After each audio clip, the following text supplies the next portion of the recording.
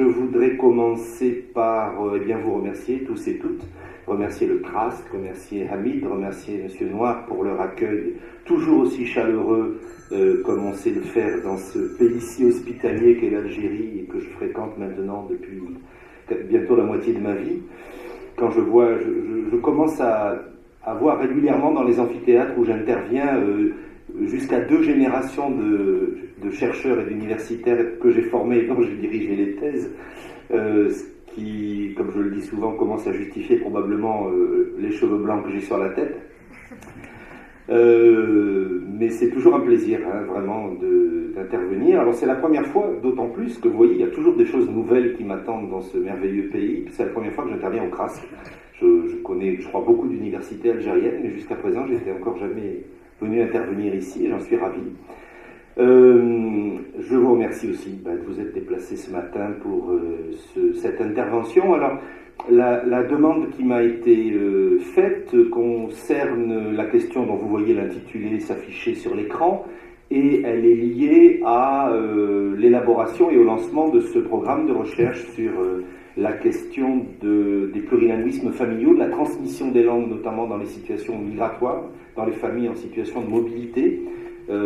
Et donc, je vais faire un exposé sur ce que je connais, c'est-à-dire les relations entre ce qui relève des contextes sociolinguistiques et puis la transmission des plurilinguismes familiaux.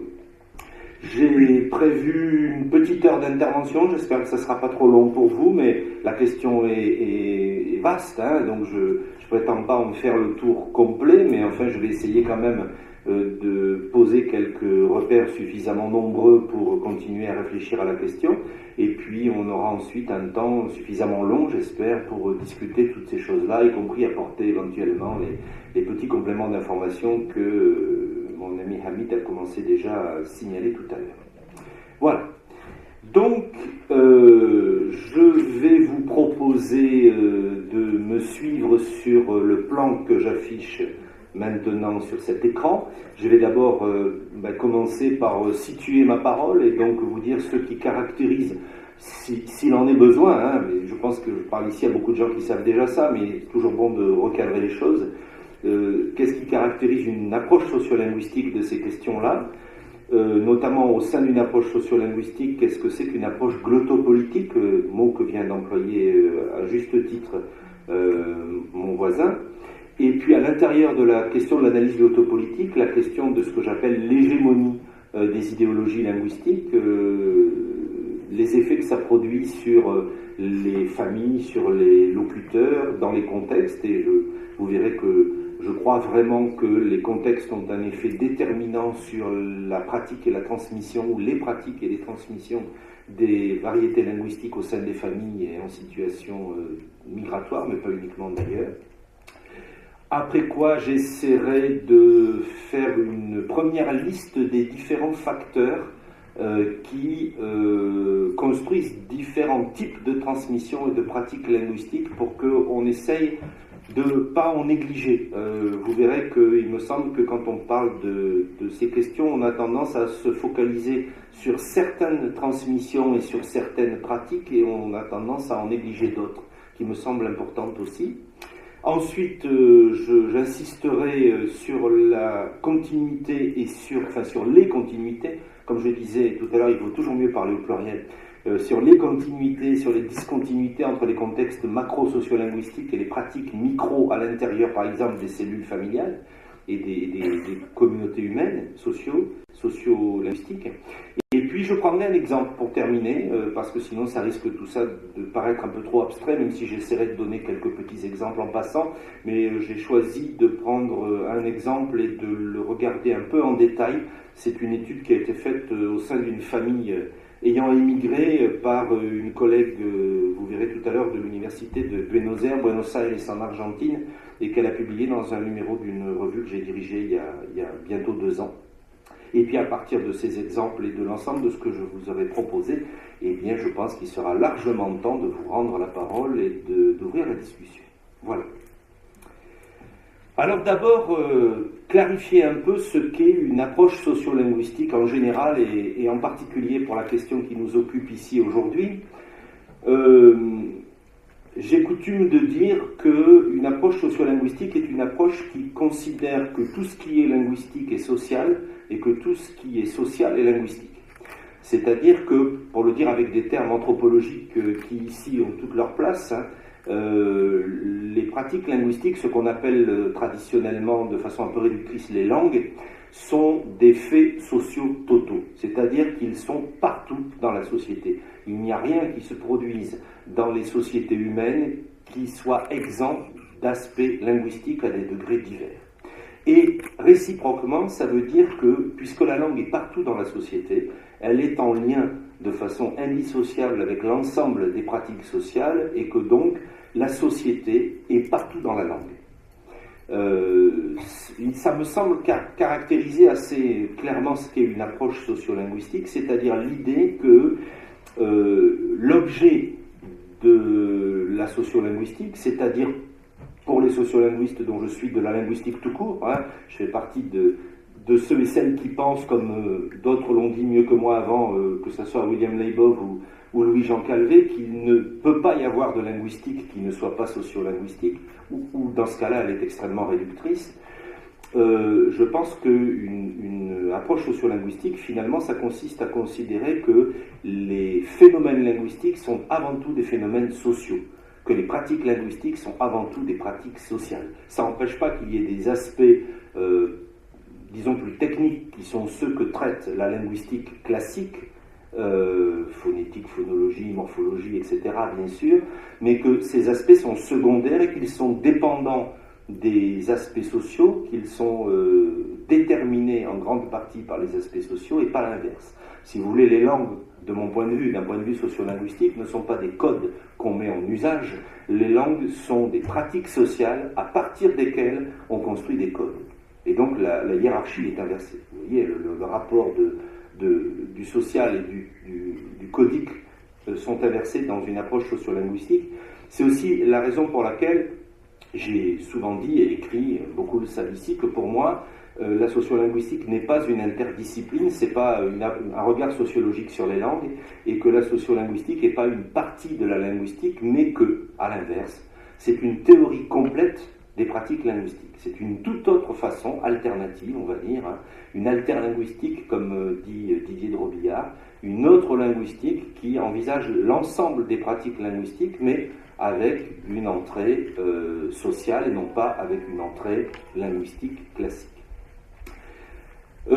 Du coup, une des questions centrales qui se pose quand on théorise les pratiques linguistiques comme des pratiques sociales, c'est la question de la pluralité linguistique, ce qu'on appelle habituellement la diversité linguistique, mais c'est un terme que j'emploie peu. Je préfère pluralité, je vais vous dire tout de suite pourquoi. C'est parce que quand on parle de diversité linguistique, on a tendance à penser qu'il s'agit de la diversité des langues. Donc il y a des milliers de langues sur Terre, on ne sait pas les compter d'ailleurs, parce qu'on ne sait pas où elles commencent, où elles finissent, et on ne sait pas très bien comment les définir, même si avec des critères sociolinguistiques, on y arrive mieux qu'avec des critères linguistiques. Mais on pense que la diversité linguistique, c'est le fait qu'il y ait des langues diverses, pratiquées par les humains dans leur société.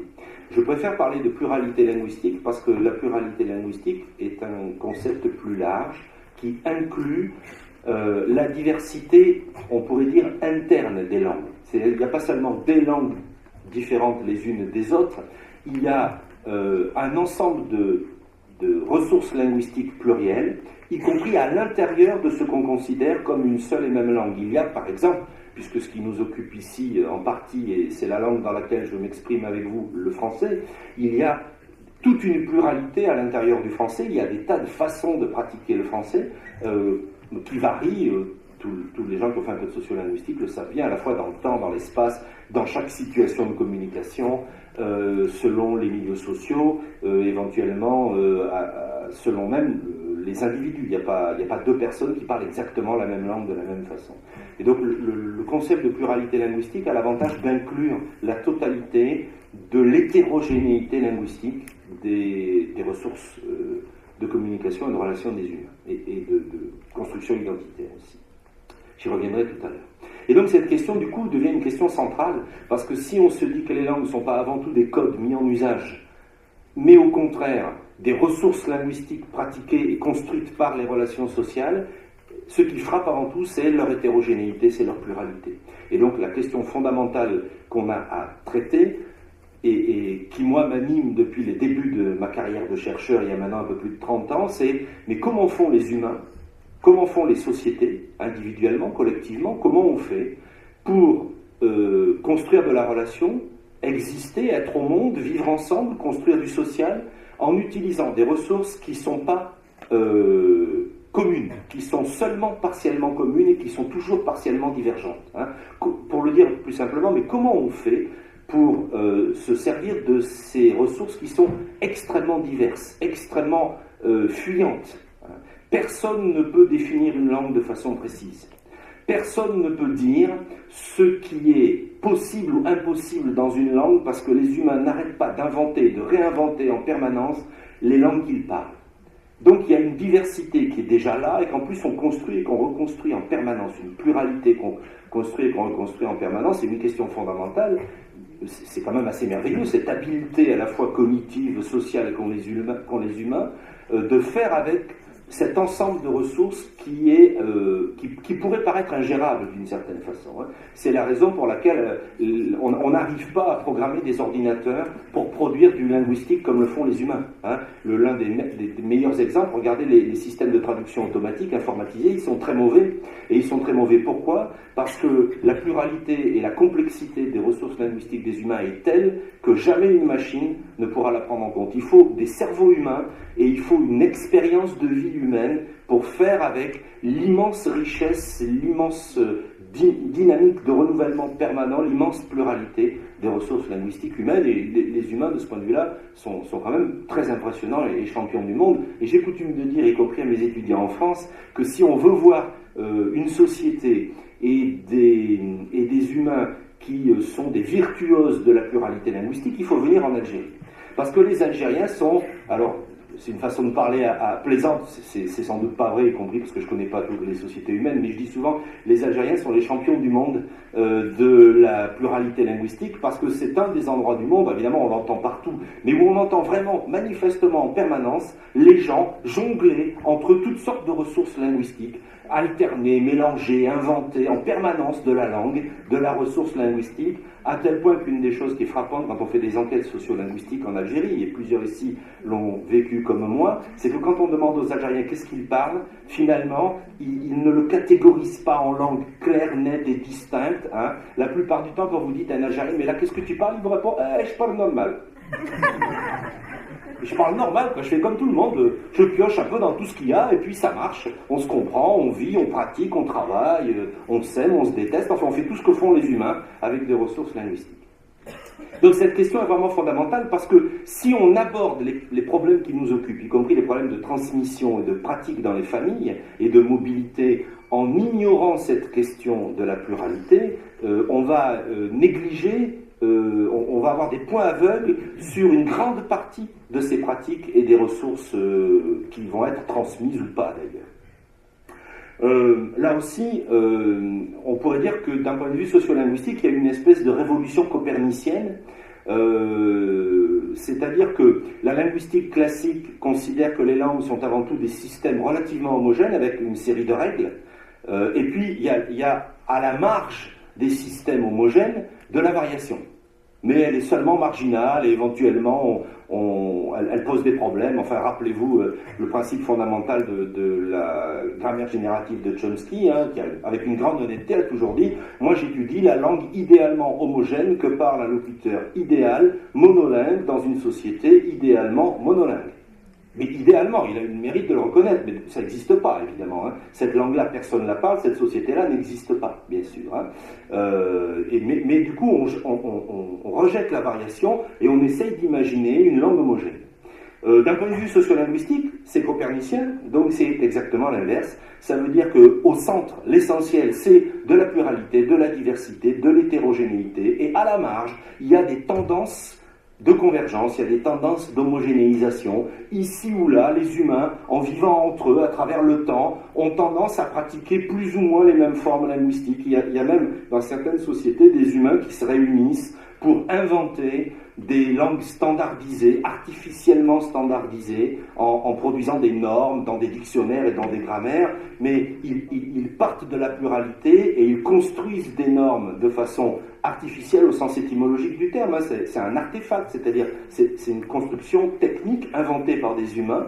Bien sûr, ça existe, mais c'est à la marge. Parce que même quand ils inventent ces normes-là, et ça existe pour le français, vous le savez bien, c'est pas ça que les francophones du monde pratiquent dans leurs relations sociales. Ces normes existent autour de leurs pratiques, mais leurs pratiques restent fondamentalement hétérogènes, plurielles et en permanence renouvelées. Enfin, et je termine pour ce cadrage général, pour que vous compreniez bien mon point de vue, parce que si vous ne comprenez pas de quel point de vue je parle, mes propos pourraient vous paraître étranges ou incohérents.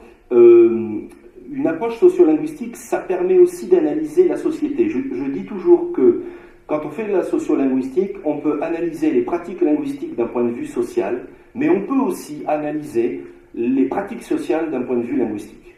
Ça va dans les deux sens, socio-linguistique, linguistique, sociaux. Et quand on observe les ressources linguistiques, la façon dont les humains les catégorisent, les hiérarchisent, je vais y revenir, les assignent à des groupes sociaux, à des personnes, on peut voir comment s'organisent les relations sociales, et notamment, je vais y revenir juste après, les relations d'inégalité dans les sociétés. Elles sont clairement perceptibles à travers l'inégalité de traitement des ressources et des pratiques linguistiques. Voilà pour ce qui est de ce cadrage général. À l'intérieur de cette approche sociolinguistique, il y a différentes façons de poser les problèmes, de les catégoriser, on pourrait dire différents courants théoriques.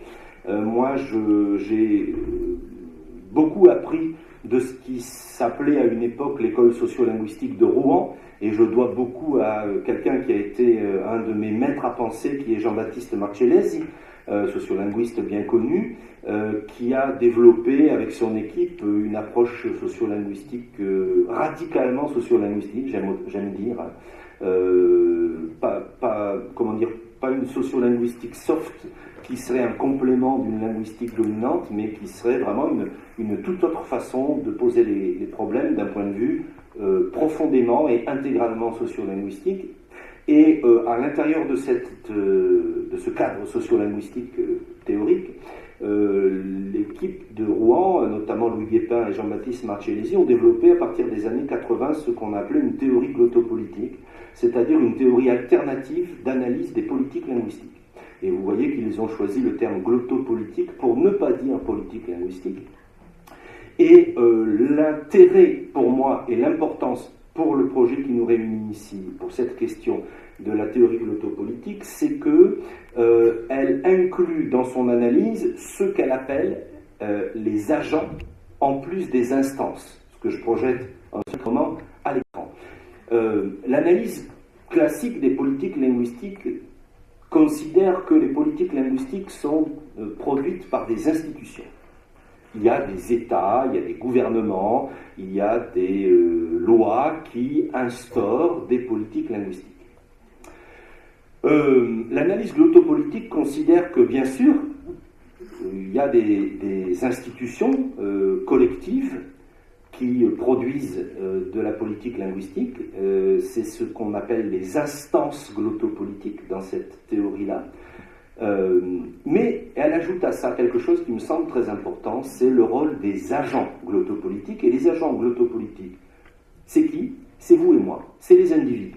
C'est chacun d'entre nous, avec cette idée, bien démontrée par leurs travaux d'ailleurs, que chacun d'entre nous, au quotidien, nous sommes des acteurs glottopolitiques, c'est-à-dire que nous mettons en œuvre des politiques linguistiques, soit en renforçant les politiques linguistiques générales proposées ou imposées par les instances, soit en les transformant, éventuellement même en les contestant. Et j'y reviendrai tout à l'heure. On voit qu'il y a des familles dans lesquelles il y a des résistances aux politiques linguistiques dominantes, aux idéologies linguistiques dominantes, et qui, par exemple, vont transmettre des ressources linguistiques alors que la pression sociale voudrait qu'elles ne les transmettent pas. Et là, elles jouent un rôle clair d'agents glottopolitiques, c'est-à-dire de personnes qui ont une pratique volontaire. Alors, quel est le degré de, comment on pourrait dire, de réflexion analytique, de conscience politique Ça, il faut le vérifier à chaque fois. Ça peut être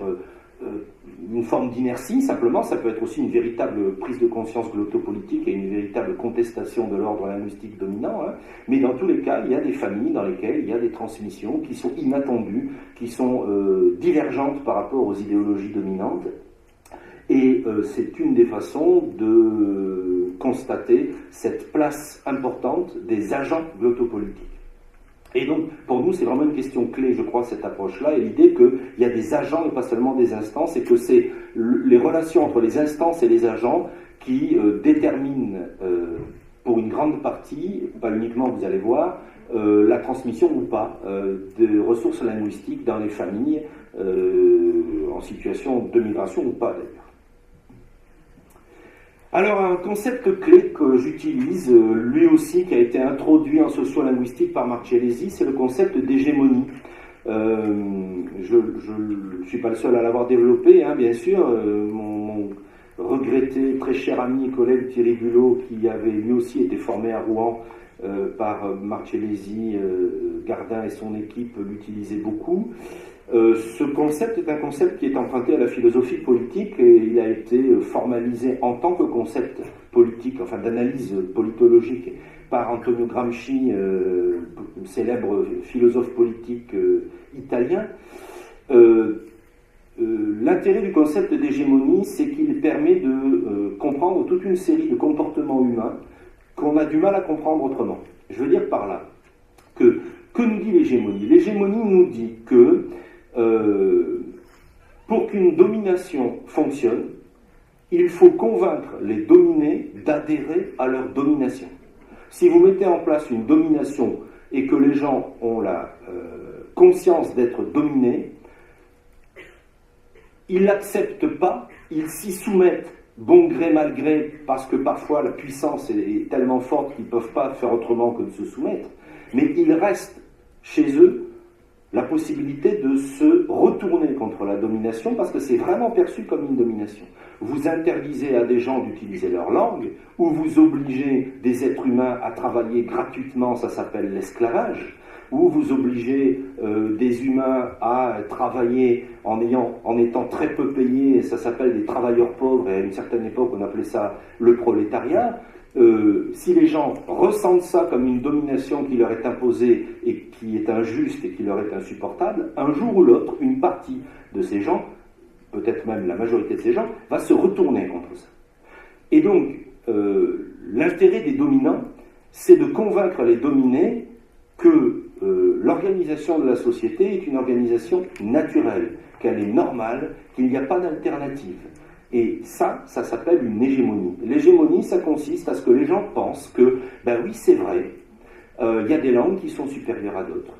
On leur a inculqué ça. On leur a inculqué ça notamment par l'école. C'est dans beaucoup de sociétés l'institution d'État qui sert à mettre en place des hégémonies, c'est-à-dire l'idéologie des dominants qui sont à la tête de l'État est inculquée à l'ensemble de la population à travers, pas seulement, mais à travers aussi le système éducatif, il y a aussi les discours publics, les médias, etc. Il y a beaucoup d'autres éléments qui concourent à la mise en place de l'hégémonie. Et donc, il y a beaucoup de gens qui pensent, dans toutes les sociétés, en Algérie comme en France, que, ben oui, c'est vrai, il y a des langues qui sont des langues, d'autres qui n'en sont pas, c'est des dialectes, c'est des patois, c'est des baragouins, qu'il y a des langues supérieures à d'autres, qu'il y a des langues plus riches et des langues plus pauvres, qu'il y a des langues plus belles, des langues plus laides, etc., etc. Et donc, du coup, ils trouvent normal qu'on leur dise, non mais attendez, on va vous aider à parler une vraie langue et vous allez arrêter de parler votre jargon à vous qui n'est pas une vraie langue. Il y a des gens qui acceptent l'idée que, bon oui d'accord, vous parlez français, mais vous le parlez mal, on va vous apprendre à parler le bon français, le pur français. J'entendais encore ce matin à l'hôtel, à la table à côté de moi, des médecins qui parlaient entre eux sur les acronymes et qui disaient, oui mais en pur français on dit pas ceci ou on dit pas cela. Hein. Donc ils ont accepté l'idée qu'il y a un français qui est pur et donc un français qui est impur, c'est ça que ça veut dire bien sûr. Et du coup les gens se soumettent à cette domination-là, hein. C'est-à-dire leur français n'est pas bon, le français de leur famille n'est pas bon, le français de leur milieu social n'est pas bon, ou l'arabe de leur famille et de leur milieu social n'est pas bon. D'ailleurs, ça s'appelle même pas l'arabe, ça s'appelle darja, c'est parler populaire, hein. C'est pas al-luhat al-fusha, non, c'est pas une vraie langue, hein. D'ailleurs, on peut pas en faire une langue écrite, on peut pas en faire une langue officielle, hein. On crée ces dominations. J'ai lu encore il n'y a pas longtemps une déclaration d'un Marocain, dont je vous dirai pas qui c'est, mais qui a dit le berbère est une langue de Chirat. Donc c'est pas une vraie langue, c'est une langue de dépravé, hein, c'est ça que ça veut dire. Bon voilà. Et donc les gens ont ça dans la tête. Du coup ils l'acceptent. Hein, quand on vous dit il faut pas dire comme ça, il faut dire comme ça, vous dites ah bah oui c'est vrai, j'ai fait une faute, j'ai mal parlé, je vais parler autrement. Ou quand on vous dit il faut pas parler telle langue, il faut en parler une autre, ne parlez pas votre langue à vos enfants. Parlez-leur une langue qui n'est pas la vôtre, vous leur rendrez service, les gens acceptent. Bah oui, c'est vrai, il y a une langue qui est meilleure et donc je vais parler une autre langue à mes enfants. Ça, c'est vraiment les effets de l'hégémonie. Et c'est fondamental parce que ça travaille les représentations, je vais y revenir, et du coup, ça oriente les comportements linguistiques, les comportements socio-linguistiques des individus et des communautés. Donc vous voyez la différence, hein, domination, hégémonie. L'hégémonie, Gramsci dit l'hégémonie est une domination consentie, une domination acceptée, dont on ne se rend même plus compte que c'est une domination. On pense que c'est l'organisation sociale normale. Du coup, quand on met en place une hégémonie, on met en place des idéologies, c'est-à-dire des systèmes de pensée qui disent une organisation du monde et qui fonctionnent comme des croyances pour nous, des croyances linguistiques, mais il y a aussi des croyances sur la totalité de l'organisation sociale. Hein. Les croyances linguistiques, mais vous les connaissez parce qu'elles sont très répandues dans les sociétés, par exemple dans les sociétés francophones. Il y a des croyances linguistiques, il y a des gens qui croient qu'il existe des langues maternelles. Il y a des gens qui croient qu'il existe des locuteurs natifs. Il y a des gens qui croient qu'il existe en langue des choses qui sont des fautes et des choses qui n'en sont pas. Il y a des gens qui croient qu'il y a des déterminations biologiques aux langues. Hein. Il y a des gens qui croient, on m'a posé la question plusieurs fois, il y a des gens qui croient que les enfants acquièrent presque biologiquement, sont programmés biologiquement pour parler la même langue que leurs parents, et donc de leur mère la plupart du temps, d'où le concept de langue maternelle. Enfin le concept, c'est pas un concept, c'est une vague notion, c'est une croyance. Hein. Il n'y a pas de langue maternelle, il n'y a pas de locuteur natif. Un locuteur, quand il arrive sur Terre, quand un être humain arrive sur Terre, il est locuteur de rien et donc de tout potentiellement. Ça n'existe pas, ces choses-là concrètement, si on les observe avec un peu de distance et d'analyse critique. Mais ces croyances sont répandues, hein, à tel point que tout le monde utilise, ou la grande majorité des gens utilisent ces notions-là, sans même les remettre en question, sans même se demander d'où elles viennent, pourquoi elles ont été inventées, qu'est-ce qu'elles signifient de notre vision des relations sociales, de notre conception de la femme, par exemple. Hein, la notion de langue maternelle, je dis souvent ça, et je le dis souvent aux femmes, la notion de langue maternelle est une notion sexiste, qui consiste à dire que le travail des femmes, c'est d'élever les enfants. Donc les enfants apprennent les langues uniquement avec les mères. Et pas avec les pères, il n'y a pas de langue paternelle, hein, du coup, parce que les pères, eux, ils travaillent à l'extérieur. La division des tâches, dans certaines sociétés, comme il y a eu longtemps dans certaines sociétés traditionnelles, un peu partout dans le monde d'ailleurs, mais pas partout, il y a aussi des sociétés à domination féminine et pas à domination masculine, hein, sur Terre. Bref, du coup, ça répand des croyances, et les croyances sont terribles, parce que elles ne relèvent pas d'une analyse rationnelle. C'est très difficile de transformer les croyances des gens, parce que on y croit, point.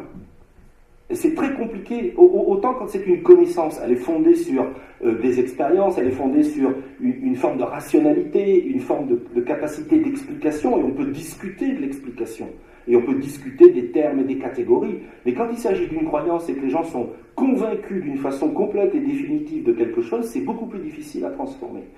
Dans le domaine des langues, on vit encore à l'ère des croyances.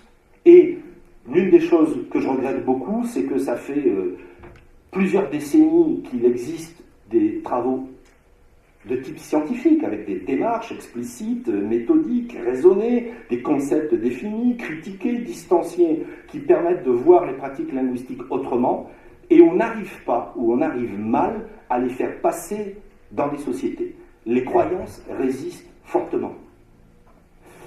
Donc ça, c'est une chose qu'il faut prendre en compte dans les comportements que vont avoir les gens dans la transmission et la pratique des langues, par exemple dans les familles, bien sûr. Alors, l'un des concepts centraux qui permet d'analyser la mise en œuvre de ces hégémonies et de ces croyances, c'est la diglossie. que vous connaissez probablement, c'est un concept sociolinguistique très, très établi, même s'il est plus ou moins discuté dans certaines situations, mais globalement la diglossie, c'est l'idée que, tout comme les sociétés, dont elles sont à la fois des éléments de construction et des reflets, les ressources linguistiques sont hiérarchisées. Dans les sociétés, on hiérarchise les ressources linguistiques, et que donc quand les gens ont à leur disposition, ou quand une communauté a à sa disposition plusieurs ressources linguistiques, ce qu'on appelle habituellement plusieurs langues, elles sont hiérarchisées. Il y en a qui sont considérées comme ayant plus de valeur ou plus d'efficacité, et d'autres moins de valeur, moins d'efficacité. Ce que je disais tout à l'heure, les attributs représentationnels qu'on assigne à ces ressources linguistiques, à ces langues. Et donc il y a évidemment, à côté de la diglossie, ou ce que la diglossie reflète, c'est pas seulement une hiérarchie linguistique, c'est une hiérarchie sociale. Parce que les langues des groupes humains dominants dans une société sont celles qui sont au sommet de la diglossie. Et les langues des groupes humains dominés, ceux qui subissent les inégalités, sont celles qui sont en bas de la diglossie. En bas de la diglossie, il y a quoi dans les sociétés ? Il y a les parlers populaires, il y a les parlers ruraux, il y a les parlers oraux, il y a les parlers jeunes. Et en haut des systèmes diglossiques, dans beaucoup de sociétés, il y a quoi ? Il y a les langues écrites, standardisées, urbaines, classiques. C'est pas pour rien, hein. Ça veut dire domination du monde urbain sur le monde rural, ça veut dire domination des références classiques sur l'inventivité de la jeunesse, ça veut dire domination des langues écrites sur les langues orales, etc., etc. Alors, qui est détenteur de ces langues, de leurs pratiques, etc. La diglossie s'installe parce qu'on met en place ce que j'appelle un phénomène de minoritarisation, c'est-à-dire on rend minoritaire des groupes et des groupes humains à travers la minoritarisation de leurs ressources linguistiques. Et l'inverse, c'est qu'en rendant certains minoritaires, on en rend d'autres majoritaires, évidemment. Hein. Alors, si je dis minoritarisation, qui est un mot un peu compliqué, qu'il faut s'entraîner à dire pour le dire sans trébucher, c'est parce que j'ai inventé ce terme conceptuel-là, parce que je voulais inclure dessous les deux aspects majeurs du phénomène, que sont l'aspect quantitatif et l'aspect qualitatif. La minoritarisation, c'est l'addition de la minoration. La minoration, elle est qualitative. On dit quelles sont les qualités ou l'absence de qualité. On attribue des statuts diglossiques, hiérarchisés, différents à des ressources linguistiques. Là, on est dans le qualitatif. On dit ça, c'est mieux que ça c'est plus beau que ça c'est plus riche que ça. Ok ? Et il y a un côté quantitatif, c'est-à-dire qu'on va aussi minoritariser en réduisant au maximum le nombre des usagers, je vais dire ça, d'une certaine langue, de telle sorte que, par le simple jeu quantitatif, la majorité numérique utilisant d'autres ressources, ceux qui sont moins nombreux sont dépendants et sont soumis à ceux qui sont plus nombreux. C'est d'ailleurs l'un des dangers d'un système de démocratie simpliste qui consiste juste à croire que la démocratie, c'est la décision prise par les plus nombreux. Ça pose toutes sortes de problèmes aux minorités qui, du coup, avec un argument tout simplement pseudo-démocratique, sont encore plus minorisés, donc minoritarisés, exclus de leurs droits et de leur place dans la société. Et donc je trouve que c'est important ça, hein. Et vous verrez que dans les pratiques de transmission, ces deux aspects jouent tout le temps, l'aspect qualitatif et l'aspect quantitatif. Hein. Combien il y a de gens autour de nous qui parlent nos langues, qui parlent celles qu'on parle dans ma famille, hein. Mais ça ne suffit pas. Quel est le statut que j'accorde et que d'autres accordent aux langues ou à la langue, souvent il y en a plusieurs, parfois il n'y en a qu'une, qu'on parle dans ma famille par rapport à ce qu'on parle dans le reste de l'environnement social. C'est vraiment des questions qu'il faut poser pour comprendre les choix que vont faire les gens, choix plus ou moins contraints, mais les choix que vont faire les gens. Ce à quoi ça aboutit, c'est à la notion de haine de soi, ou à ce qu'on appelle aussi le complexe du dominé, c'est-à-dire l'idée que les gens ont intégré, et ça c'est un effet de l'hégémonie toujours, ont intégré leur propre infériorité. Ils se considèrent comme inférieurs, ils se considèrent comme utilisant des formes linguistiques inférieures, et donc n'étant pas dignes, en tout cas, et ayant pas une égale dignité avec d'autres formes linguistiques.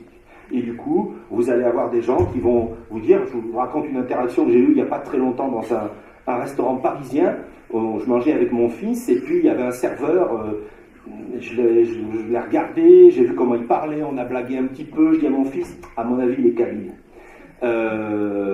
Et puis on discute comme ça, et à la table à côté, il y avait des gens qui parlaient anglais. Et donc ils finissent le repas, ils lui parlent anglais avec eux, et alors mon fils, histoire d'amorcer, lui dit « Ah, ben vous parlez anglais aussi ?» Alors le type dit « Oui, on est obligé, ici à Paris, il y a beaucoup de touristes. » Alors moi je lui dis « Quelle autre langue vous parlez ?» Il me dit « Je parle français. » Je lui dis « C'est tout, vous parlez que français ?» Oh il me dit « Je parle aussi une espèce de dialecte, parce que je suis kabyle. » Je lui dis « Ah oui, je m'en doutais. » Je lui dis « Vous savez, le kabyle, c'est pas un dialecte, c'est une langue aussi digne, et aussi belle, et aussi noble que l'anglais ou le français. » Mais lui, il avait intégré cette sous-estimation de sa propre langue, de sa langue familiale, de sa langue d'origine. Alors vous imaginez les effets que ça peut avoir. Est-ce qu'il transmet le kabyle à ses enfants vivant à Paris, avec cette image-là du kabyle par rapport au français, langue dominante de l'environnement social? Voilà. D'où l'importance d'être attentif à ces questions qu'on appelle de haine de soi, de complexe du dominé ou d'insécurité linguistique, c'est-à-dire la conscience qu'on a de parler quelque chose qui est considéré comme n'étant pas socialement valorisé par rapport à autre chose qui est socialement valorisé. Du coup, ça nous conduit à accorder beaucoup d'importance à la question de ce qu'on appelle les représentations, et qu'en sociolinguistique, on appelle désormais les représentations sociolinguistiques. Comme vous le savez, c'est une notion qui a été en partie empruntée à la psychologie sociale, en partie empruntée aussi à la psychologie du développement. En gros, si on veut définir les représentations sociales en général et les représentations sociolinguistiques en particulier, on peut le faire de la façon suivante. Là, je suis un peu schématique. C'est l'ensemble des connaissances spontanées qui incluent des croyances. Il y a des connaissances effectives, expérientielles, au moins vérifiées par les personnes. Et puis des croyances qu'on leur a transmises à propos des langues ou à propos de leurs ressources linguistiques. Pour le dire peut-être encore un peu plus simplement, mais peut-être un peu même simplistement, c'est ce que les gens pensent des langues et de l'ensemble des variétés linguistiques qu'ils n'appellent pas forcément des langues d'ailleurs, bien sûr. Ce que les gens en pensent. Alors, dans ce qu'ils en pensent, il y a à la fois comment ils le définissent, comment ils le nomment, mais aussi quelle image ils en ont. On pourrait dire quelle évaluation ils en font. Est-ce qu'ils pensent que c'est bien, ils y sont attachés, pour quelles raisons ils y sont attachés, ils pensent que c'est pas bien, ils y sont pas attachés, pour quelles raisons ils y sont pas attachés. L'ensemble de ce que les gens pensent de ça. Ouais, par exemple, les gens qui vont vous dire, moi je parle telle chose, par exemple, je parle breton, mais le breton, ça n'a pas de grammaire. Voilà, cette représentation, le breton n'a pas de grammaire. Ou des gens qui vont vous dire, moi je parle chle, tachelit au Maroc, mais ça ne s'écrit pas.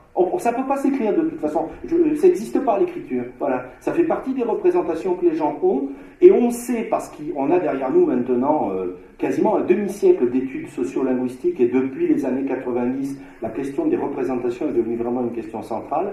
On sait que ces représentations ont une puissance actionnelle, c'est-à-dire qu'elles sont fortement déterminantes des comportements sociolinguistiques des gens. Ce que les gens pensent, ce que les gens croient des ressources linguistiques, ça oriente fortement ce qu'ils font avec ces ressources linguistiques, y compris celles qu'ils enseignent, celles qu'ils transmettent, celles qu'ils apprennent, celles qu'ils pratiquent de façon active à la production ou seulement active à la réception. Vraiment, vous allez voir l'exemple que je vous donnerai à la fin, c'est vraiment déterminant, cette question des représentations sociolinguistiques. Et si on veut étudier la question des transmissions des langues dans les familles, il faut vraiment faire une étude approfondie des représentations sociolinguistiques de chacun des agents glottopolitiques de la famille et de l'environnement macro-sociolinguistique, parce que c'est pour l'essentiel, mais pas toujours, ça qui va déterminer ce qui se passe. J'en viens aux divers types de transmission et de pratiques linguistiques pour essayer, comme je vous le disais en introduction et en vous présentant mon plan, de ne pas en négliger. En tout cas, d'en oublier le moins possible. Alors, une série d'éléments qu'il faut, je crois, prendre en compte. Après, on en discutera. Je ne prétends pas avoir tout dit non plus. Et peut-être que sur certains points, vous aurez des objections, et vous aurez raison, on en discutera, mais bon. D'abord, quand on parle de transmission, on parle d'un certain point de vue, du point de vue de ceux qui offrent et du point de vue de ceux qui reçoivent, on parle d'appropriation. Et il faut, en tout cas en sociolinguistique et en didactique des langues en général, on a tendance à distinguer, sans les dissocier, et il ne faut pas les dissocier, elles sont complémentaires, souvent, deux grands types d'appropriation, l'appropriation par acquisition et l'appropriation par apprentissage. Ce qu'on appelle l'acquisition, c'est l'appropriation par immersion sociale spontanée. Voilà. Vous êtes dans un environnement familial, vous êtes dans un environnement social, et par le simple fait que vous vivez dans cet environnement, vous absorbez des ressources linguistiques, un peu comme une éponge absorbe de l'eau, pardon pour l'image, hein, mais voilà. Alors un grand classique de l'appropriation sociale spontanée, c'est le fait que les enfants grandissent dans des familles où on parle des langues, et on ne leur donne pas des cours de langue. Vos enfants, ou vos parents avec vous, vous ont pas donné des cours, on vous a pas dit tous les lundis de 10h à midi, je vais te donner un cours de la langue qu'on parle dans la famille. Non.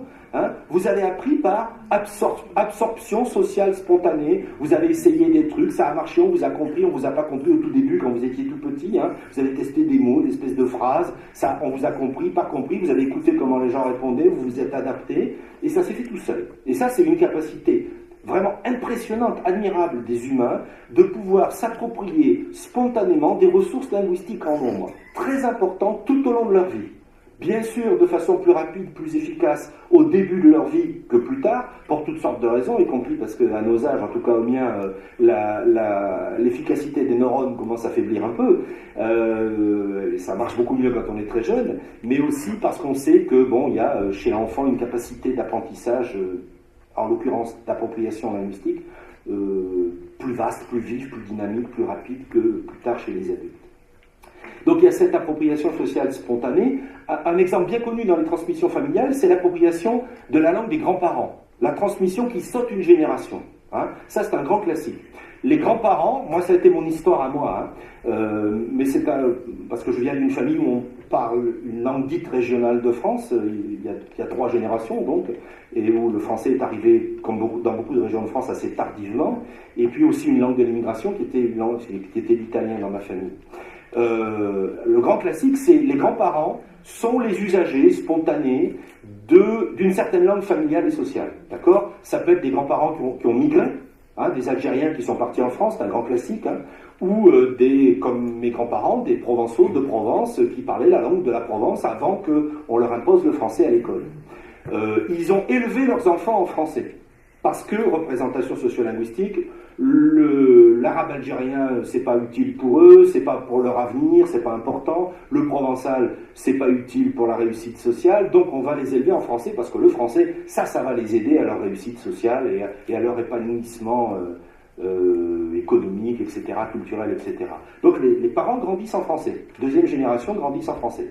La troisième génération, elle est élevée en français par les parents qui ont eux-mêmes été élevés de façon majoritaire en français. Mais les parents ont toujours entendu les grands-parents parler leur langue à eux. En général, ils sont bilingues.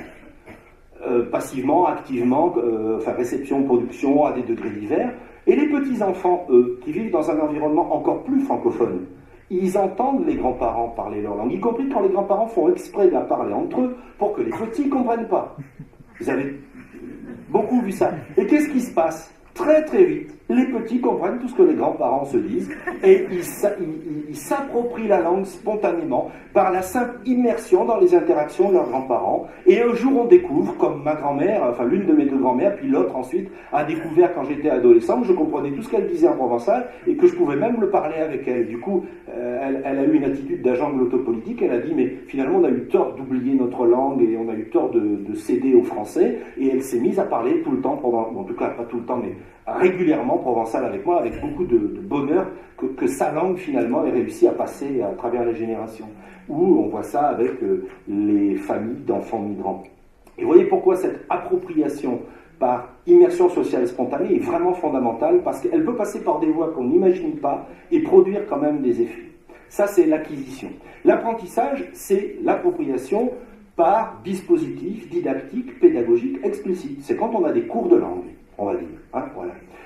Évidemment, les deux peuvent se compléter, bien sûr. Hein. Moi, j'ai toujours entendu parler des bouts d'italien dans ma famille, parce que d'un côté de ma famille, il y avait des migrants italiens qui étaient arrivés à Marseille. Moi, je suis originaire de Marseille, vous savez, la 49e au italien. J'ai toujours entendu l'italien, mais je l'ai aussi appris à l'école. Quand j'ai eu à choisir une langue au collège, au début de l'enseignement secondaire, j'ai pris l'italien, j'ai même passé l'italien en première langue au bac, et j'ai toujours eu des facilités en italien parce que je m'en étais approprié des bouts que j'ai complété l'acquisition par l'apprentissage. Et vous voyez, les deux se sont complétés. On voit aujourd'hui souvent dans des familles, des enfants, des petits-enfants, des arrière-petits-enfants, réapprendre dans des cours, donc par apprentissage explicite, les langues qui ne se sont pas appropriées parce que rien n'a été fait pour qu'ils puissent se les approprier par immersion sociale spontanée. Donc il faut vraiment être attentif à ces deux aspects. Après, il faut être attentif aussi au fait que, bon alors, je vous ai dit, on ne parlera pas, enfin moi en tout cas, je ne parlerai pas de langue maternelle, parce qu'il n'y a pas de langue qui soit transmise exclusivement par la mère, voire de façon quasi magique, mystique ou génétique par la mère. Il y a des langues qui sont acquises en famille, ce qu'on pourrait appeler les langues premières ou les langues de première socialisation, mais enfin que je sache, les enfants parlent tout le temps, toujours aussi, avec leur père, avec leurs frères, avec leurs sœurs, avec leurs grands-parents, leurs oncles, leurs tantes, leurs voisins, le boulanger, la crémière, la caissière du supermarché. Les enfants, ils interagissent tout le temps avec tous ces gens-là aussi. Ils les entendent tout le temps. Donc, les enfants n'ont pas une langue maternelle. Ils ont des langues de l'environnement social. Et ça, c'est vraiment important à prendre en compte parce que c'est ça qui va déterminer leur pratique, en partie aussi. C'est à quoi ils sont exposés dans leur environnement social, comme langue première, comme langue seconde, comme langue de famille, comme langue des voisins, comme langue dominante dans la société, comme langue qu'ils entendent à la télévision. Enfin, les effets des paraboles sur les pratiques linguistiques des familles, c'est quelque chose d'impressionnant. Vous êtes d'accord avec moi, hein, quand on arrive dans une ville algérienne, quelle qu'elle soit d'ailleurs, dans une grande ville comme Oran ou comme Alger, on est frappé de voir les immeubles couverts d'antennes paraboliques, qui en général sont orientés vers des télévisions francophones. Et donc vous voyez qu'il y a une exposition des enfants à la langue française, y compris à travers des éléments de l'environnement social que sont par exemple la télévision, les dessins animés. Il y a aussi le fait que les Algériens comprennent depuis quelques décennies plutôt mieux qu'avant l'arabe égyptien. Hein, il y a 50 ans, un Algérien aurait entendu l'égyptien, aurait trouvé que c'était bizarre cette langue-là quand même, mais vous avez tellement entendu à la télévision des séries, des sitcoms faites en Égypte que maintenant, ou la musique aussi, hein, on en entend beaucoup à la radio, que maintenant, c'est bon, vous y êtes habitués, par appropriation, les médias ont produit des effets sociolinguistiques.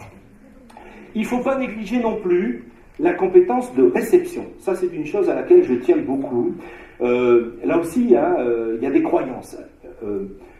Les gens pensent souvent qu'on a des compétences dans une langue quand on peut produire des messages. D'où la question, est-ce que tu parles, est-ce que vous parlez? Est-ce que tu parles français? Est-ce que tu parles arabe? Est-ce que tu parles kabyle? Est-ce que tu parles ceci? À mon avis, ce n'est pas la seule question. Il y a aussi une question qu'on ne pose jamais et qui est fondamentale, c'est est-ce que tu comprends? Alors elle est fondamentale pour deux raisons. La première, c'est parce que chez tous les humains, la compétence de réception est supérieure à la compétence de production. Nous pouvons tous comprendre plus de choses que ce que nous pouvons dire. Heureusement, parce que comme les autres disent des choses que nous ne disons pas, si on ne comprenait que ce qu'on dit, on ne pourrait se comprendre que soi-même, et on pourrait comprendre les autres que quand ils sont nos miroirs, quand ils sont identiques à nous. Donc pour pouvoir comprendre les autres, il faut pouvoir comprendre des choses qu'on ne dit pas soi-même. La deuxième raison, c'est que toutes les études, là aussi sociolinguistiques et didactiques, ont montré que nous avons des capacités d'intercompréhension de langues dans lesquelles nous ne nous sentons pas capables de produire des messages. Y compris parce que notre insécurité linguistique fait qu'on n'ose pas, on se dit je ne vais pas y arriver, je vais mal prononcer, toutes les croyances sur la norme, si tu parles mal il vaut mieux pas parler, enfin, etc. etc. Hein. Mais nos compétences de réception sont importantes et elles ont un effet, c'est que quand on a une compétence de réception, ça permettra peut-être d'activer un jour une compétence de production. Quelqu'un qui comprend dans une langue a le potentiel de produire dans cette langue. Et donc, il ne faut pas la négliger. Si dans une famille migrante algérienne qui vit, allez, on va changer, les Algériens qui ont émigré n'ont pas tous émigré en France, hein, qui a émigré au Maroc ou qui a émigré au Canada, les enfants comprennent une langue amazigh marocaine ou comprennent l'anglais, mais qu'ils ne le parlent pas.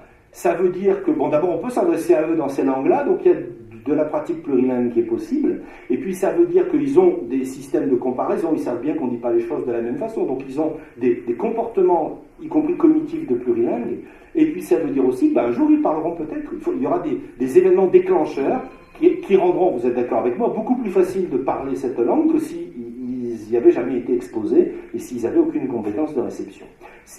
Ça marche à l'oral, ça marche aussi bien sûr à l'écrit. Hein. Y compris parce qu'il y a des langues qui se ressemblent et pour lesquelles la compétence dite d'intercompréhension, c'est un des axes majeurs de recherche ces 10-20 dernières années en didactique des langues notamment, est une compétence bien attestée.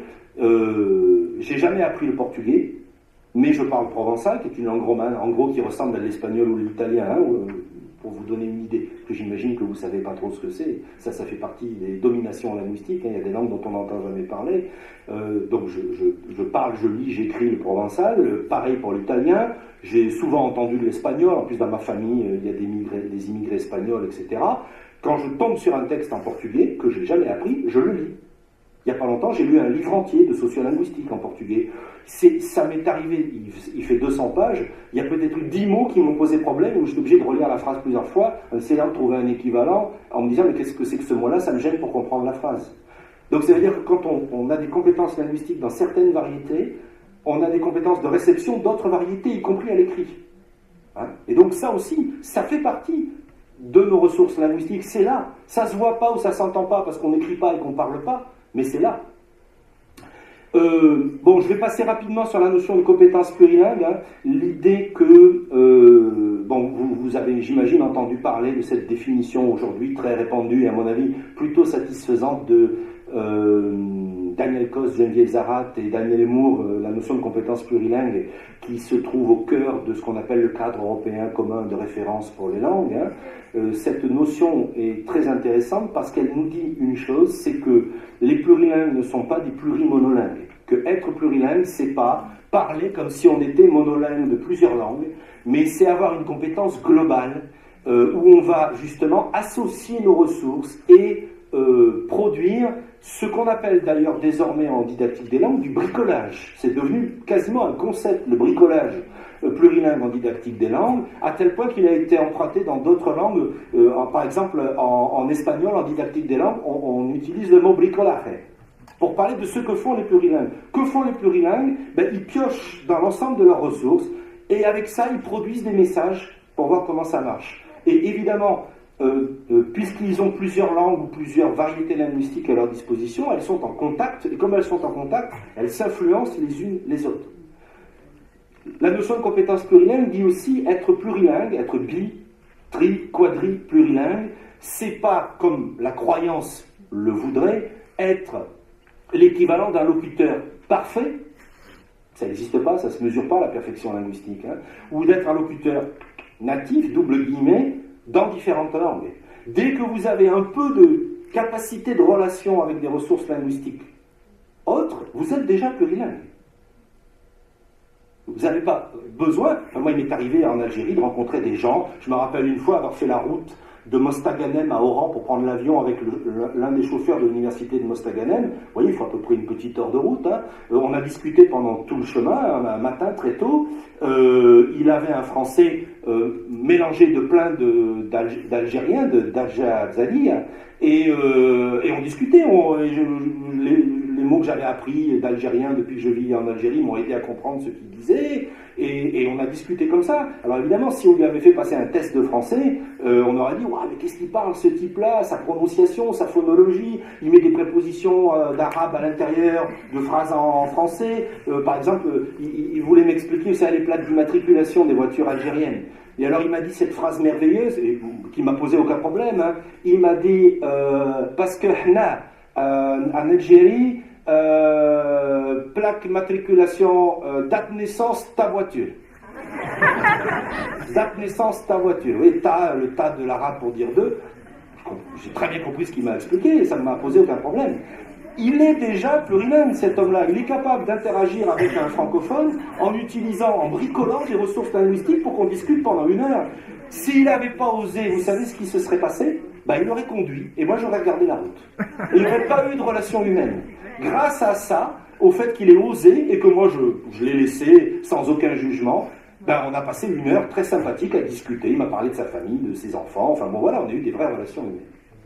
C'est ça la compétence plurilingue. Et donc, comme dans la compétence plurilingue, il y a des contacts de langue, il faut toujours prendre en compte les effets des contacts de langue. Les effets des contacts de langue, c'est que dès lors qu'on est plurilingue ou qu'une société est plurilingue, les langues s'influencent, s'interpénètrent les unes les autres. C'est pas possible autrement. Là, vous m'entendez parler français. Vous avez peut-être remarqué, mais pas forcément, que dans ma prononciation du français, il y a un certain nombre de traits qui ne sont pas le français mi-standard que peut-être vous avez rencontré un jour dans des bouquins, ni même la façon de prononcer le français qu'on a en Algérie, encore qu'il y a beaucoup de points communs avec mon français méridional d'origine, mais qui sont dus à quoi? Pourquoi est-ce que je dis autre et pas autre? Parce que dans ma langue première et dans celle de ma famille d'origine, la phonologie du provençal fait que cette voyelle est forcément ouverte. Et donc dans mon français, il y a des traces d'une autre langue. En plus, je parle à côté, mais même si je ne la parlais pas, il resterait la trace de la langue de mes grands-parents, de mes arrière-grands-parents et de mes ancêtres. Il y a toujours des effets comme ça. Et donc, l'idée, c'est aussi d'identifier les pratiques linguistiques familiales sans rejeter les effets des contacts de langue. En sens inverse, la thèse de Zakaria a bien montré, j'étais à son jury donc je m'en souviens, a bien montré que des enfants d'Algériens nés en France venant passer leurs vacances dans leur famille en Algérie ont un Algérien influencé par le français. Et c'est normal. Ils vivent en France dans un environnement francophone et la langue dominante principale c'est le français. Autre chose, par exemple, les travaux de Luc Bichelet, un collègue de l'Université d'Avignon, ont montré qu'en France, en ce moment, depuis probablement quelques décennies, est en train de naître une variété française de la darja. Je ne sais pas comment on va l'appeler, darja fransaoui, ou quelque chose comme ça. Pourquoi? Parce qu'il y a des Marocains, il y a des Algériens, il y a des Tunisiens qui vivent dans les mêmes quartiers, qui parlent français, mais qui parlent aussi leur darja de leur pays d'origine. Les plus nombreux sont les Algériens, donc les caractéristiques principales sont des caractéristiques d'arabes algériens. Par exemple, ils vont plutôt dire Alouah, qui est typiquement algérien, mais il y a des mélanges. Et donc, il y a les effets des contacts entre les Arabes marocains, les Arabes algériens, les Arabes tunisiens produisent une façon particulière de parler ces langues familiales qui est différente de ce qui se passe ici. Et les contacts de langue ont des effets, c'est normal, c'est inévitable, et il faut savoir les prendre en compte. Les effets de diaspora, je viens d'en parler. N'oubliez pas une chose, c'est que les gens qui migrent gardent souvent des liens forts avec les sociétés de départ, et que les moyens de communication technologique moderne renforcent la capacité de vivre en diaspora. La diaspora, c'est quoi? C'est des gens qui vivent dans plusieurs endroits du monde, mais qui gardent des liens entre eux, qui continuent à se parler ou à s'écrire, et qui continuent à garder la conscience d'appartenir à un groupe humain. Et aujourd'hui, avec Internet, avec Skype, avec les chats, etc., ces gens-là continuent à communiquer tout le temps. Et comme ils communiquent tout le temps, ils continuent à se transmettre et à transformer leurs ressources linguistiques. Il y a 200 ans, quand des gens partaient vivre à 2000 km, ils n'avaient plus moyen de communiquer avec leur communauté d'origine. Aujourd'hui, ils peuvent leur parler tous les jours et même 10 fois par jour s'ils veulent.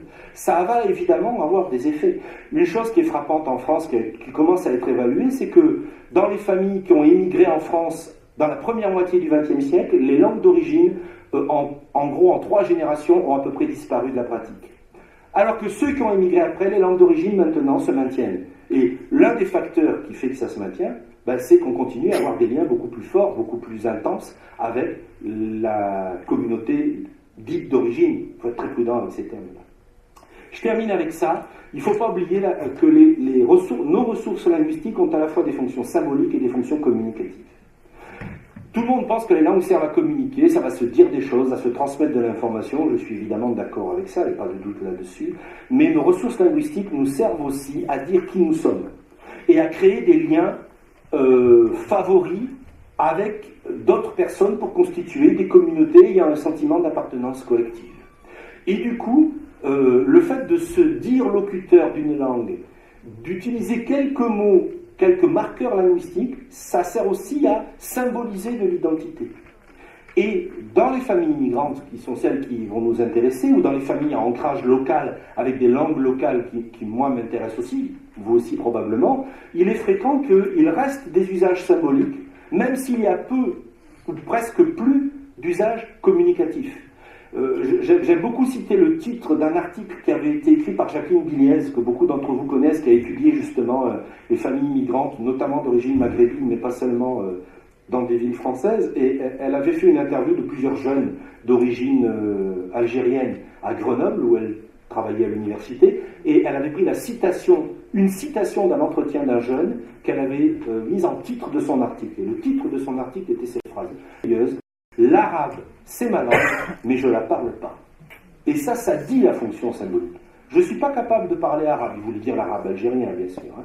Je ne suis pas capable de parler, en tout cas je ne me sens pas capable, mais c'est ma langue. Et il la mettait au singulier. C'est la langue de mon identité d'appartenance, quoi. C'est le groupe humain auquel je me sens appartenir en priorité. Ça ne veut pas dire qu'il n'appartient pas à d'autres aussi, bien sûr, nos identités sont plurielles. Hein. C'est une communauté probablement algérienne, je suppose que c'est ça qu'il voulait dire, je ne vais pas en souvenir le reste de l'entretien, mais vous voyez, c'est vraiment quelque chose d'important. Hein. Il y a aussi une citation que j'aime beaucoup, c'est une citation de Jacques Derrida, c'est le philosophe français qui est originaire d'une famille séfarade maghrébine et qui avait cette belle phrase qui disait « Je n'ai qu'une seule langue », le français, « Je n'ai qu'une seule langue, mais ce n'est pas la mienne ». Ça peut paraître complètement paradoxal. Ce qu'il veut dire par là, c'est que j'ai une seule langue pour communiquer, mais ce n'est pas la langue dans laquelle je voudrais pouvoir m'identifier comme appartenant à un groupe culturel et linguistique. Il est probable que pour lui, ça aurait été l'arabe maghrébin, parce que c'est aussi cette langue qui était la langue principale des séfarades du Maghreb jusqu'à la colonisation française. Hein, voilà. Et vous voyez qu'il y a plein de gens qui disent des choses comme ça, hein, qui affichent leur identité linguistique. Et c'est fondamental la fonction symbolique des langues. Il ne faut pas croire que la transmission des langues, c'est seulement une question de transmission de ressources pour communiquer. C'est aussi la transmission de marqueurs symboliques d'appartenance collective. Et ça, c'est une chose qu'il ne faudra probablement pas négliger. Alors, je voudrais juste, avant de passer à l'exemple et conclure, ça fait presque une heure que j'ai pris la parole, insister sur le fait qu'il faudra identifier, il faut se poser la question des continuités et des discontinuités entre l'environnement macro-sociolinguistique et puis les pratiques micro-sociolinguistiques à l'intérieur, par exemple, d'un groupe familial ou d'un groupe de proximité. Ça ne se limite pas à la famille. Hein. Selon les cultures, la conception de la famille est plus ou moins nucléaire ou élargie, bien sûr. Alors d'abord, il ne faut pas oublier que dans un certain nombre de sociétés, la société française en est un exemple, c'est relativement tendanciellement le cas de la société algérienne, même si elle est plus ouverte de ce point de vue-là que la société française. Il y a une idéologie qui domine, et c'est l'idéologie du monolinguisme mononormatif. C'est-à-dire l'idée qu'une communauté humaine idéale doit avoir une seule langue, elle doit être monolingue, et que tout le monde doit parler cette langue de la même façon en respectant la même norme. Donc l'idée, en France, elle est très présente, hein, c'est même une orientation de politique linguistique majeure, hein, l'idée que, en France, tout le monde devrait parler français, et exclusivement français, que les gens qui parlent une autre langue, ça va pas, ça pose problème, qu'il s'agisse d'une langue dite régionale ou d'une langue dite immigrée, et qu'en plus tout le monde devrait parler français de la même façon, qui est considérée comme la bonne façon, et que les gens qui parlent français autrement, ça va pas non plus, ils parlent mal. Hein. Cette idéologie-là, elle est macro, elle est répandue dans une société, dans certaines sociétés en tout cas, et évidemment, comme elle est puissante et bien installée, elle va avoir des effets sur les pratiques micro. Et donc, il va y avoir d'éventuels effets de continuité. On va mettre cette idéologie en œuvre à l'intérieur même de la famille, dans l'espace privé, par exemple.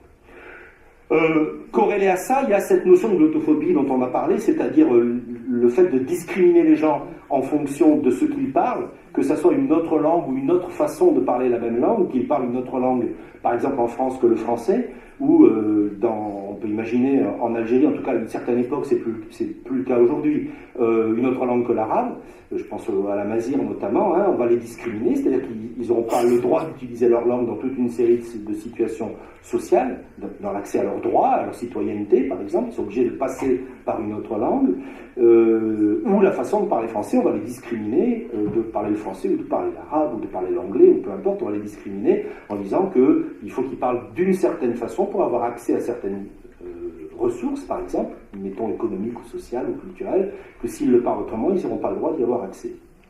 J'ai fait un bouquin entier là-dessus, il y a plein de témoignages, on pourra en reparler si vous voulez. Il ne faut pas oublier que la glottophobie a un revers, c'est la glottophilie. C'est-à-dire le fait qu'il y a des langues, et donc des gens qui les parlent, qu'on rejette, mais du coup il y a des langues et des gens qui les parlent qu'on admire.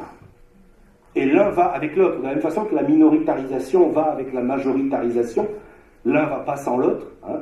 Le fait qu'on surinvestisse l'attachement à certaines ressources linguistiques a pour corollaire de rejeter d'autres ressources linguistiques. Ça peut aller jusqu'à ce que j'appelle la glottomanie. Là, ça devient quasiment pathologique. C'est quand on a une espèce d'admiration fanatique, d'attachement fanatique à une langue, par exemple, hein, au point qu'on peut devenir, lorsqu'on appelle, par exemple, aujourd'hui sur Internet, il y a un mot anglais hein, pour qualifier des gens qui passent leur temps à guetter les gens qui font des fautes.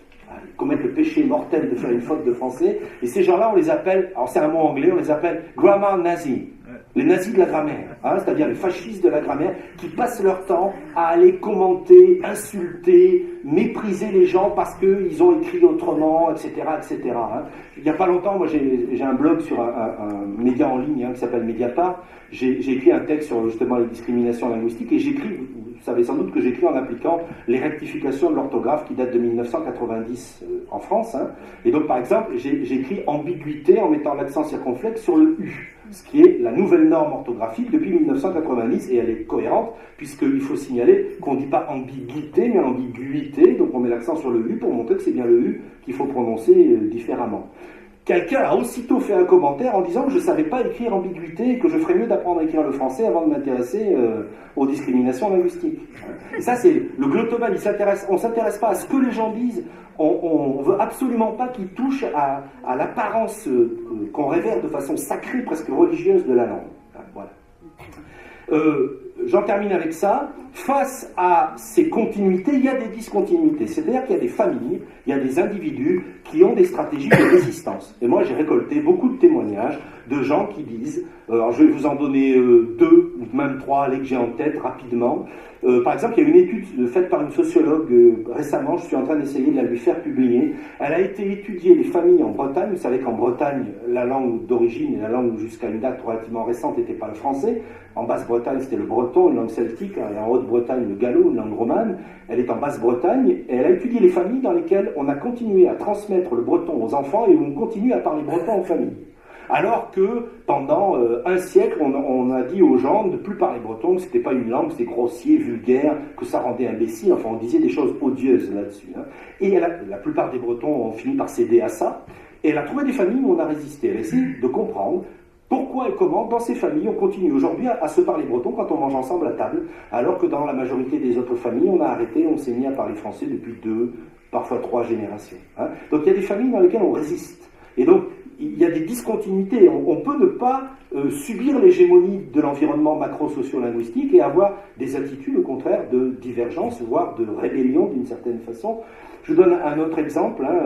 Dans une biographie langagière que m'a transmis ma collègue Stéphanie Claire il n'y a pas longtemps, puisqu'on travaille sur des témoignages de glottophobie ensemble, une personne racontait, ça se passe dans ma région d'origine, dans notre région d'origine, la Provence, racontait que sa tante avait comme langue première le provençal, et qu'à l'école, on ne voulait pas qu'elle parle provençal, et que les instituteurs avaient même dit à ses parents d'arrêter de parler provençal à leurs enfants, de parler français, parce que c'était mieux de parler français que de parler provençal. Et elle raconte que cette tante a toujours refusé, et qu'elle a toujours continué à parler provençal en famille, exprès pour résister contre cette obligation qu'on leur faisait, cette forme de despotisme de changer de langue, pas d'ajouter le français au provençal, mais de remplacer le provençal par le français. Donc il y a des stratégies de résistance qui peuvent se faire jour. Une des choses qui est frappante quand même, en France, ça fait presque 200 ans qu'il y a une politique linguistique institutionnelle pour amener les Français à abandonner leurs autres langues et à n'être plus que francophones. On est au XXIe siècle et il y a toujours des gens qui continuent à parler des langues régionales. J'en suis, il y en a plein d'autres. Il y a des centaines de milliers de Français qui continuent à parler d'autres langues que le français. Donc c'est des gens qui, pour des raisons diverses, et il faudrait les analyser, ont résisté. Il faudra aussi étudier la résistance aux idéologies dominantes. C'est compliqué d'étudier ça parce que les situations et les dynamiques individuelles, familiales, c'est ce que j'ai dit, sont marquées par, alors j'ai appelé ça une hypervariabilité multifactorielle, c'est-à-dire que ça varie énormément d'une famille à l'autre, d'un individu à l'autre, d'un moment de l'histoire à un autre moment de l'histoire, et il y a toutes sortes de facteurs qui viennent interférer. Et donc il faut faire des études qui sont en même temps extrêmement ethnographiques, très micro-socio-linguistiques, pour essayer de comprendre les facteurs d'une situation donnée. Il y a des points communs dans diverses familles, par exemple, dans diverses situations, chez divers individus, mais il peut y avoir dans des familles des situations extrêmement variables les unes des autres.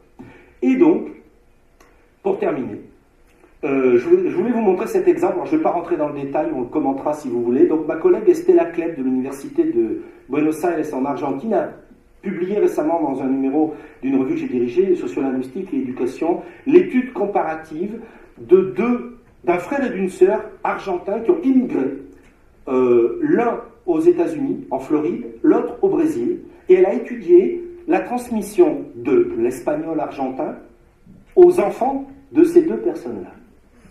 Et elle montre la chose suivante.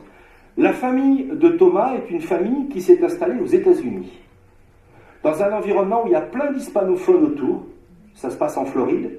Vous savez à quel point il y a des hispanophones dans le sud des États-Unis, pour toutes sortes de raisons dans lesquelles je n'entre pas. Et elle a constaté, vous pourrez lire ça ensuite, y compris lire le texte, elle a constaté qu'il y a une très faible transmission de l'espagnol et que, à la rigueur, l'aîné est capable de parler espagnol, mais il parle toujours anglais avec son frère et qu'il parle toujours anglais avec ses copains, alors que les parents tiennent à parler espagnol. Il y a même une employée de maison qui parle espagnol, mais c'est quand même l'anglais qui prend le dessus chez ces enfants-là, et que le dernier enfant de la famille a des compétences en espagnol extrêmement rudimentaires. Donc l'anglais est en train de prendre la place de l'espagnol dans cette famille. Or, la sœur qui est allée au Brésil, qui a épousé un Brésilien, a des enfants qui sont restés très hispanophones, alors qu'ils vivent dans un environnement fortement lusophone. Il y a très peu de gens qui parlent espagnol, au contraire, mais il y a des effets d'intercompréhension espagnol-portugais.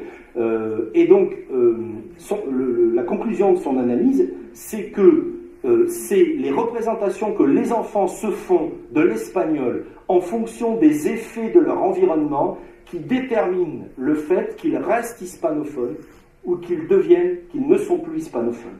Et dans un cas, il y a une valorisation de l'espagnol, ceux qui ont immigré au Brésil, et dans l'autre cas, il y a une dévalorisation de l'espagnol. Dans un cas, il y a l'idée qu'on garde des liens forts avec l'Argentine. Dans l'autre cas, il y a l'idée qu'on c'est fini, on fera notre vie aux États-Unis. Et ça aboutit, dans la même famille, chez les enfants du frère et chez les enfants de la sœur, à des comportements sociolinguistiques de leurs enfants, de la troisième génération, donc clairement différents. Et là, on voit, c'est le titre de son article, le poids des représentations dont je vous ai parlé tout à l'heure sur les phénomènes de transmission des langues. C'est évidemment pas les seuls, il y a le rôle des parents, le rôle des voisins. Son étude est très fouillée, mais je trouve qu'elle est assez exemplaire, elle est très récente, et puis elle nous parle d'un ailleurs. Ça nous change un peu aussi d'aller voir ce qui se passe sur un autre continent, mais ça montre bien que si on veut analyser ces pratiques, quand on prend des cas concrets, il faut prendre toutes sortes d'éléments, et surtout les questions de représentation, les questions d'attitude glottopolitique des parents et des enfants,